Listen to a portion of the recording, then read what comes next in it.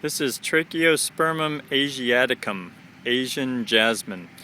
And this is actually a really good example of where not to use this plant. You see how this is running over the curb.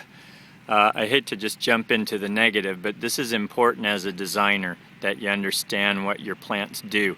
This runs over the curb because these are real spreaders. Unlike star jasmine or Trachelospermum jasminoids, this thing is it's lower, and I like this plant in bigger areas, but confined areas aren't really appropriate for it because it just spreads too fast. You see how it's pushing up some vertical runners? This thing's just run out of room. It's kind of desperate, so what it's doing is it's trying to escape over the edges. But here's what I like about it. It's got this nice deep green foliage. It's a lot like a Vinca minor, but it's denser. It's a little taller for sure. I'd say expect it to be around 12 inches high if it's got room to spread out. If you confine it, it's going to start clumping up on itself, and that's what's going on here. Also, I can tell by this yellow veining in here, I've seen that before, and that's heat stress. It's basically sunburning because it doesn't have enough water. So if you're going to use this, I would tell you it's more of a moderate water type of ground cover, but it can take plenty of sun. It just needs enough water to handle that situation. So I don't consider this a drought tolerant ground cover at all. I'd say moderate water at best. These are usually planted from 4-inch pots or even liners.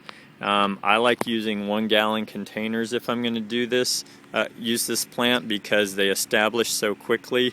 If I use 1-gallon containers, I plant these about 3 feet on center, and they'll certainly fill in within about 1.5 years or so. And the other thing to think about is the same way this is creeping along here, it's going to creep into neighboring plants. So this is the challenge, is where is this appropriate to use given how vigorously it spreads. And I would use it in areas where essentially there are very large shrubs like a Cotoneaster lacteus, or something that's kind of got 5 feet or higher and as wide on it, to where having this dense growth around its feet aren't going to be a problem for that. I've seen this used in big areas just as a nice solid ground cover under trees, and that's all they used, and that was a beautiful application. So when you're thinking of using it, just be careful not to use it around smaller plants. Otherwise, the maintenance on that is a real headache. I'll include a photo or two of this in some different applications, and you can see areas where it's been used nicely. But Asian jasmine, it's a nice, durable, easy to grow ground cover.